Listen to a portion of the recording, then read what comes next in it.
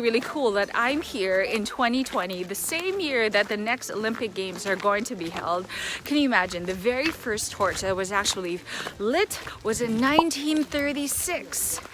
And here we are, 2020. I don't know my math, but it's been a while. Awesome. This is what happens when I absolutely love the tour guide, when the information that they share, it's not too many details, they just get to the meat of the pie and bam, I'm sharing it with you on YouTube. Okay.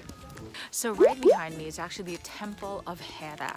And what are some of the things that I had actually learned? Oh, okay, so you're thinking, what happened when they abandoned it and then it became Christianity? Well, let me backtrack just a little bit. It started in 700 BC and it lasted for 1,200 years.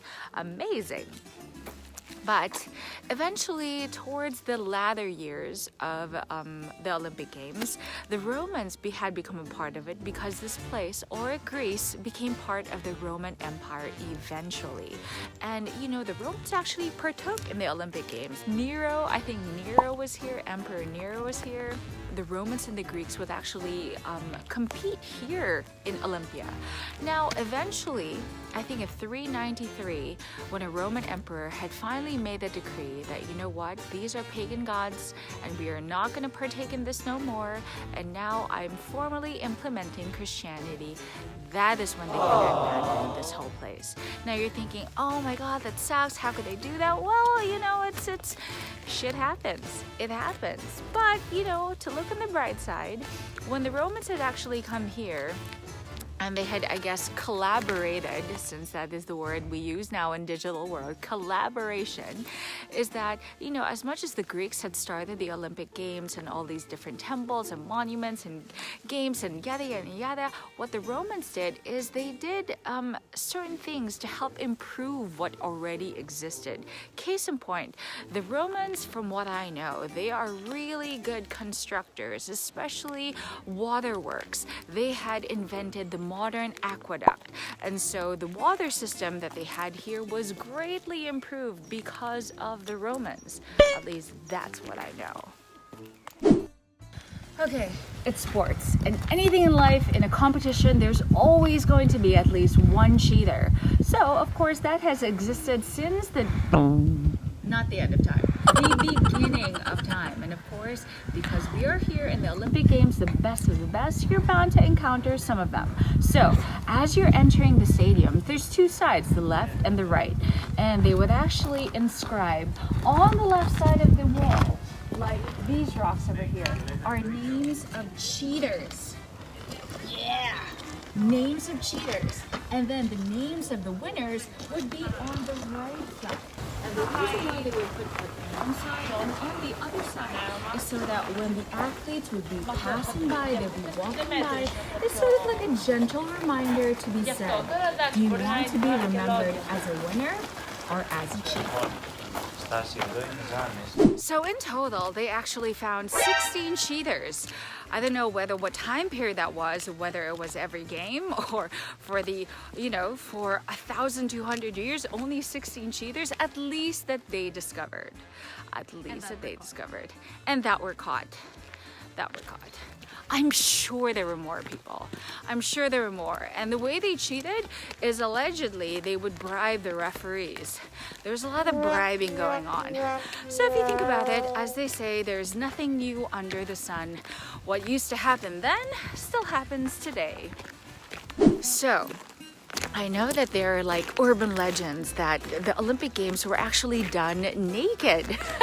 Well, that is actually 99% true, because according to records that they were actually done naked. Well, the word gymnasium, to make the long story short, when translated from Greek or Latin, it actually means a place or a building for the naked.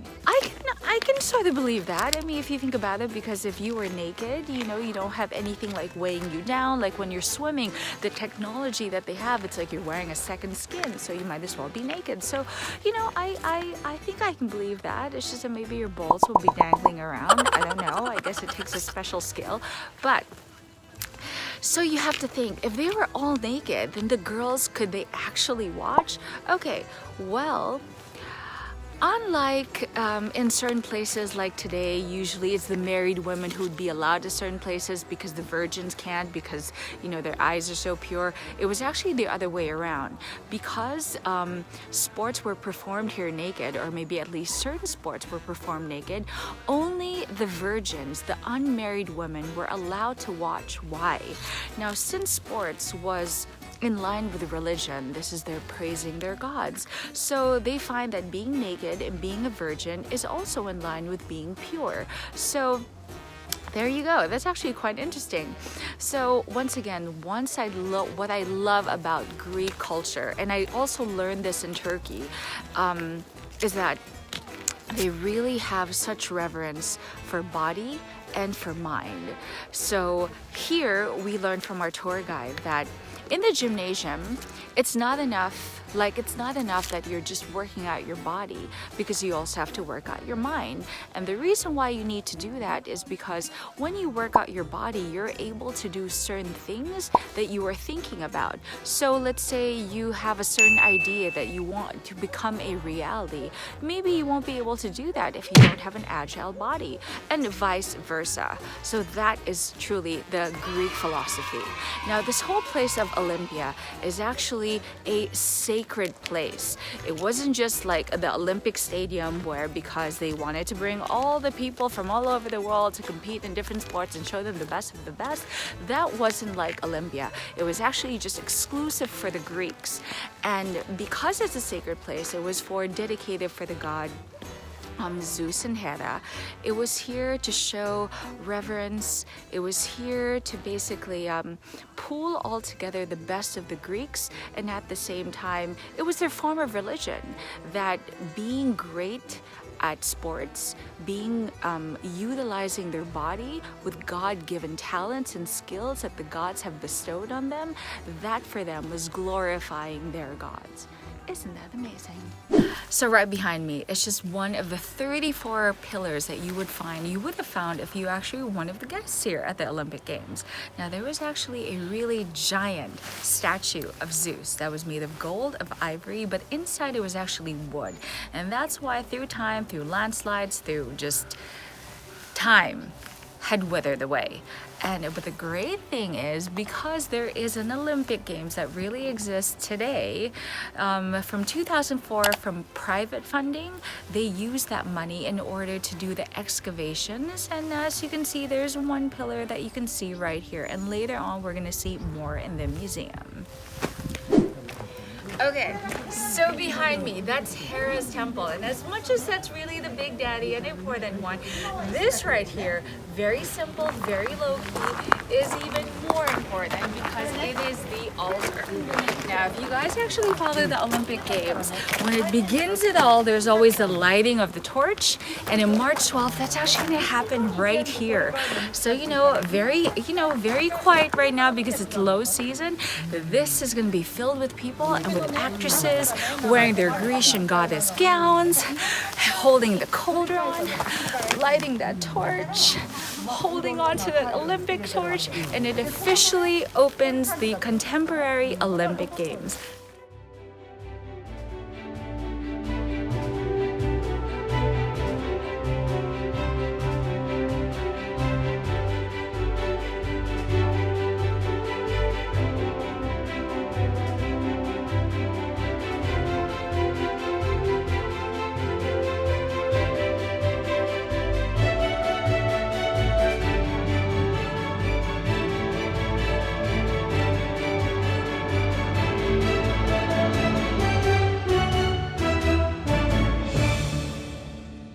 Ladies and gentlemen, so just imagine that the athletes would actually walk from this arch. This is the entrance of the stadium.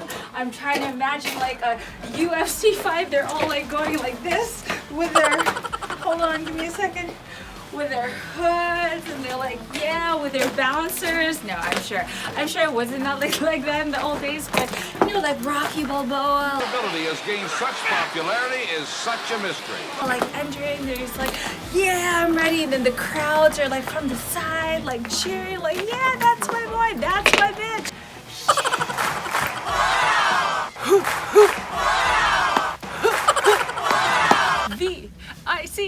T-O-R-Y, yeah, victory. No bitches, because there were no girls that actually used to compete. And they were running and pretend I am an athlete and I'm running and I'm gonna show you the stadium. And look at the stadium. There's no chairs. It's amazing. I was like, where'd the chairs go? Apparently they're not in ruins. They just didn't exist because it's called the grass. The grass where the seat. And how many seats were there, Mom? 45,000. 45,000 people. So this is the stadium where they had the javelin, the long throw, the jumps, I don't know whatever sports, but this is where the shebang happened. There are no toilets. And there are no toilets. Well, we're in nature. Yes, and nature is nature's toilet. Thank you. So apparently, the athletes would go all the way to the very end, and that's where it starts, whatever, the racing, the track and field, the relays, the marathon, yada yada yada. Yeah. And this is the museum. So this is the Temple of Zeus.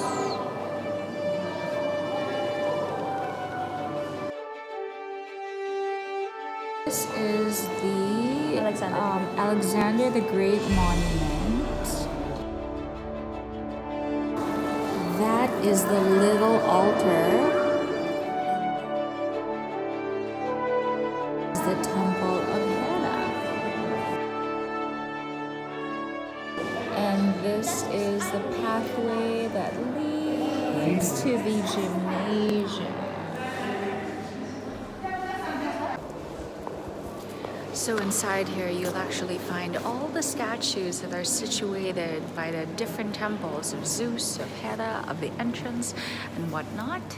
And what I learned is Greek mythology, now even if it's, not based on real events, although it is intertwined with the truth, because it is an easy way to learn certain things about your history, where you're linking between the past and the present.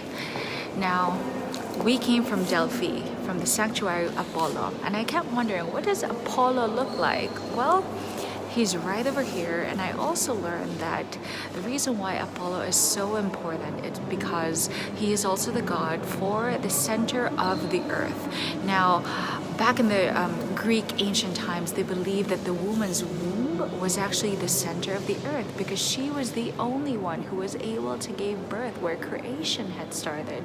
So they really had so much reverence for the woman. I know. And then why don't I show you? So this is Zeus, and this guy over here is quite important. Now, his name is Pelops. Now, Pelops is actually a prince. He's not a god, but he is a prince, and he is also the founder of the Olympic Games. So he is the one that started it all, and he started it as a way to venerate, to praise the god Zeus. Alright, now when we talk of sports, every sportsman, every professional athlete always dreams of that big sports endorsements. And can you guys name me one particular brand that everybody aspires for that also happens to be the name of a goddess, a Greek goddess? You got it right, it's Nike. And she is right over here. Nike is the goddess of victory, and it is believed that she is actually flying down from the heavens, landing, and she will be crowning the victors at the very last day of the Olympic or the Ancient Olympic Games. Now, if you take a notice, she looks like she's pregnant, or at least she has a pouch, and she also has one boob is actually sticking out. Well, it's actually to show that in relation to what I said of Apollo being the god for the center of the universe, where the woman's womb is the center of the universe, Nike's body, which is very real, which is supposed to represent something very human, is that her womb is able and that her breast is showing to show that she is fertile. So she's a lady who who was fertile, two of the most amazing things, especially in the ancient Greek times, that was very representative of what a woman should be. And then, what was also the difference between the gods back then and the gods of now? Well, gods today are supposed to represent perfection, that they're everything, that they know everything, that they are just this unreachable thing that we should or try to aspire to. Well, with the Greek gods, it was totally none of that. If you know your Greek mythology, some of them loved each other, they hated each other, they went to war with each other. They were just like everyday human beings, and that was the goal. They wanted, at least Greek mythology, wanted to portray that they were just like us. And just like these days on Instagram, we love influencers who are very relatable, who are very approachable, who seem to be just like us, who have problems just like us, and it makes us more, we don't end up hating ourselves so much because the people that we idolize, like these gods or the celebrities or influencers or whatnot, are just as human as we are.